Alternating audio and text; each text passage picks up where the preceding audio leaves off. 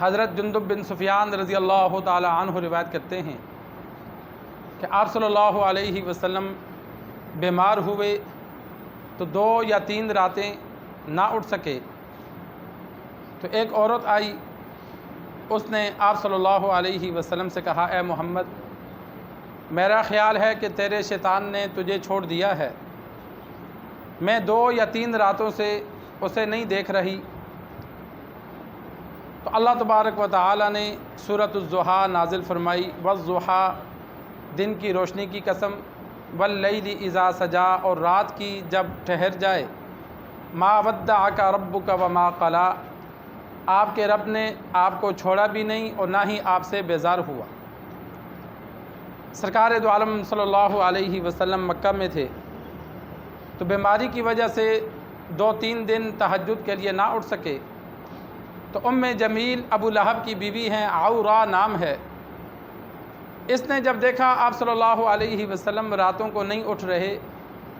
تو اس نے آپ صلی اللہ علیہ وسلم سے کہا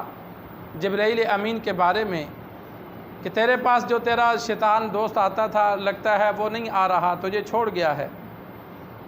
تو اللہ تبارک و تعالی نے یہ آیت سورۃ الضحیٰ نازل فرمائی کہ وہ شیطان نہیں، سرکار دو عالم صلی اللہ علیہ وسلم پہ آنے والا فرشتہ ہے،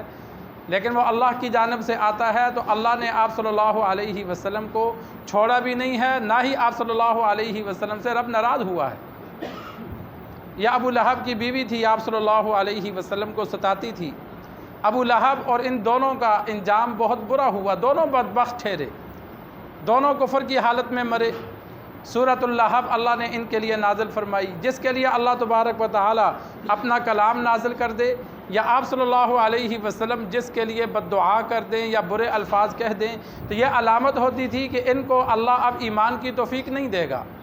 قرآن مجید میں چند کافروں کا ذکر ہے، تو اللہ نے جب ان کے عیوب بیان کیے، ان کو برا بھلا کہا، تو یہ علامت تھی کہ اب اللہ ان کو ایمان کی توفیق نہیں دے گا، کہ ان کے دلوں پہ رب نے مہر لگا دی ہے۔ تو ابو لہب اور اس کی بیوی کے بارے میں سورۃ اللہب اللہ نے نازل کی، اسی وجہ سے ان دونوں کو ایمان کی توفیق نہیں ہوئی، ہمیشہ کے لیے جہنمی ٹھہرے۔ تو یہ سورۃ الضحیٰ اس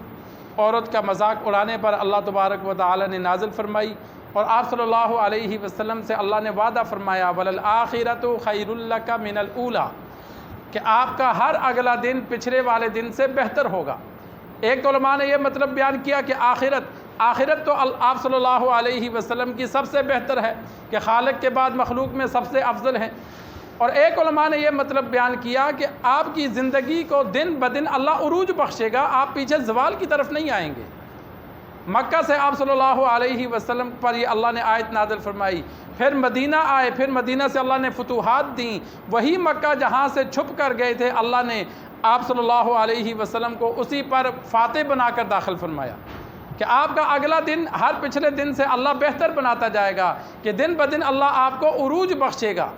یہ جو کفار ظلم ستاتے ہیں، ڈہاتے ہیں، یہ ہمیشہ نہیں رہنا، یہ ختم ہو جائے گا، یہ ماتحت ہو جائیں گے، ان کو رب ذلت دے گا، اللہ آپ کو عزت عطا کرے گا۔ تو یہ سورت سرکار دو عالم صلی اللہ علیہ وسلم کی تسلی کے لیے نازل فرمائی۔ پہلے بھی ایک مرتبہ ذکر کر چکا ہوں، سید سلمان گیلانی دامت برکاتہم العالیہ مشہور شاعر ہیں، سید ہیں، ان کے پاس یہ عمل آیا تھا سورۃ الضحیٰ کا۔ انہوں نے نقل کیا ہے کہ مولانا احمد علی لاہوری رحمہ اللہ کی زوجہ محترمہ بیوی یہ عمل کرتی تھیں، جب ان کا دل کرتا عمرہ کرنے کے لیے تو سورۃ الضحیٰ کو کثرت سے پڑھتی، اللہ تبارک و تعالی ان کو آپ صلی اللہ علیہ وسلم کے روضے کی زیارت کے لیے بلا لیتا تھا۔ تو یہ ایک مجرب عمل ہے۔ سید سلمان گیلانی کہتے ہیں کہ 40 سال تک مجھے بھی نصیب نہیں ہوا، 40 سال کے بعد جب یہ عمل میرے سامنے آیا تو میں نے کثرت سے پڑھنا شروع کیا، تو اللہ نے مجھے 35 بار مکہ مدینہ بلایا، 35 بار وہ جا چکے ہیں ماشاءاللہ۔ تو یہ کثرت سے انسان جو امید رکھتا ہے، ہر مسلمان امید رکھتا ہے، ہر مسلمان خواہش رکھتا ہے، تو سورۃ الضحیٰ کو انسان یاد کر لے، چلتے پھرتے اٹھتے بیٹھتے جتنا ہم کثرت سے پڑھیں گے، اللہ کو پسند آ گیا تو اللہ راستے بنا دے گا۔ تو یہ آپ صلی اللہ علیہ وسلم کی روضے کی زیارت کے لیے چاہے اللہ عمرے کے ذریعے کروائے، چاہے اللہ حج کے لیے کروائے۔ بعض لوگوں نے پڑھا تو اللہ نے ان کو حج کی توفیق دے دی، یہ اللہ کی مرضی ہے، اللہ چاہے عمرے کے لیے بلا لے، چاہے حج کے لیے بلا لے۔ تو یہ ایک عمل ہے کہ سورۃ الضحیٰ جو بندہ اس نیت سے کثرت سے پڑھے کہ آپ صلی اللہ علیہ وسلم کی روضہ مبارک کی زیارت نصیب ہو، تو اللہ اس کے لیے اسباب پیدا کر دیتا ہے۔ اللہ سے دعا ہے اللہ ہمیں دین سیکھ کر سمجھ کر عمل کرنے کی توفیق عطا فرمائے۔